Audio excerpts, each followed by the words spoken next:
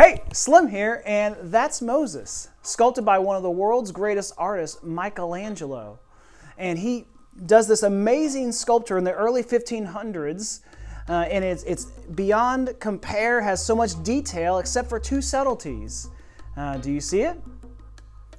That's right, he has horns. Michelangelo was looking at the text from when Moses is coming down from the mountain, meeting with God, and if you take the Hebrew word there and depend on where the dots are, karudo could mean Moses' face is horned or that he is glowing. And so because of a couple little dots, the word was changed and Moses is forever a horned man. It's said on average that we speak about 16,000 words a day. Wow, 16,000 words. I mean, what are we saying with all of that? I mean, we are word worms and we crave words. We want to tell people what we are saying and thinking inside. We want to have a voice. I mean, how frustrating is it if you want to tell someone something you can't find the words to explain it? You think, look at me! Or I mean, how important are outside words coming to you? If you ever hear, you're funny. You ever hear, you're beautiful. I mean, those words build up. The flip side of that is if you ever hear, you're fat, you're ugly, you're stupid. I mean, those words stick with us. Words have said to have the power to start wars. And so today we're going to be talking about words and our big fat mouths that shoots out these words. Hey man, no offense, but you kind of suck.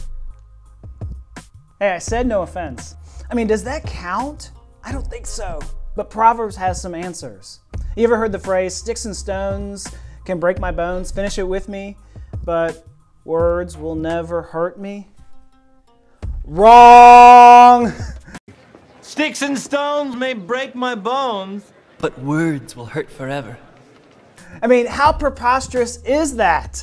I mean, God tells us the lunacy of that when he says, reckless words pierce like a sword, but the tongue of the wise brings healing. And so what it's saying is, your words can do irreparable harm to someone. You may be able to take the sword out and say, oh, I didn't mean it, and take the words back, but you still cut up the victim. You still wounded them and hurt them deeply. Our words can do that. Proverbs goes on to say that death and life are in the power of the tongue. So words do have a tremendous power. But the big question I want to ask you is, should I speak or should I stay silent? You could just shut your big yapper! Hey Slim, what do you think of my art? Oh, that's disgusting. I mean, no offense, but it's terrible. It's the worst thing I've ever seen. That's bad art. Proverbs says, a gentle answer turns away wrath, but a harsh word stirs up anger. And it goes on to say that the tongue that brings healing is a tree of life, but a deceitful tongue crushes the spirit. And so our words can either bring life or they can crush the spirit. And I think I just crushed his spirit. So from now on, I'm never going to be honest. I'm only going to lie to him. Hey Slim, I made some improvements. What do you think? Spider-Man! Oh my gosh, what a waste of time. Looks great! Yeah, you're a real Van Gogh. I knew it. Man, I want to cut off your ear. Yeah. I mean, is this right? Should we just lie to our friends? No, God says, better is open rebuke than hidden love, and faithful are the wounds of a friend, but profuse are the kisses of an enemy. And so as his friend, I'm supposed to wound, but the enemy is the one who kisses and lies to them. And we know people like this who say, you're great, you're great, you're great, but behind our backs, they're stabbing us. All right, well, I'm just not going to say anything at all. I'm just going to zip it. I'm never going to say anything to my friends ever again.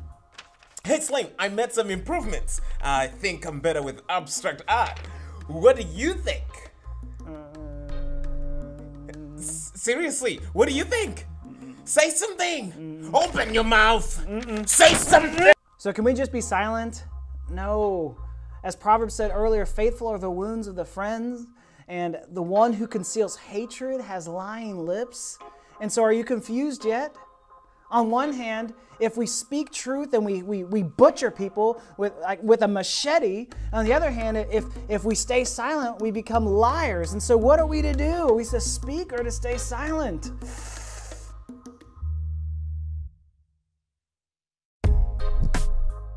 So are you a butcher or are you a surgeon? Are you a butcher with your words, just chopping up people with a cleaver and body parts and blood is flying everywhere? God says in Proverbs, when words are many, sin is not absent. That's a scary proverb because the more you talk, the more you sin. That's bad for a person who has to talk for a living. But the more we talk, the more chances there are that we're going to hurt people. Or are you a surgeon with surgical laser focus? When you are talking to someone, you are talking to them to remove the cancer. Well, Jesus says, out of the abundance of the heart, the mouth speaks. And so words actually clothe our thoughts and tell us what's going on deep down inside. And so it's no longer about no cussing or no longer about saying, don't say bad and mean things. It's about what's going on in your heart. And so when I say, man, I hate that guy, I'm more worried about why is my heart so prone to hatred? I know I just said it. I didn't actually mean it. I think deep down I did feel hatred and I wanted to hate that guy and I wanted to kill him. And so that's the concern, that's the control center, the heart.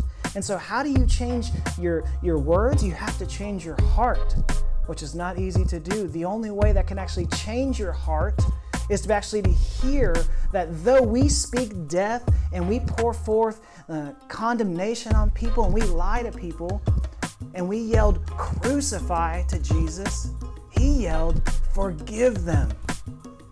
The only way that our heart can change is by looking at what Jesus did for us, and that in turn will change our words. That in turn will make us be kind with our words, to be gentle with our words, to encourage rather than to critique, to tell the truth and to love each other with truth and love with our words. And so look to Jesus to change your heart, to change your words.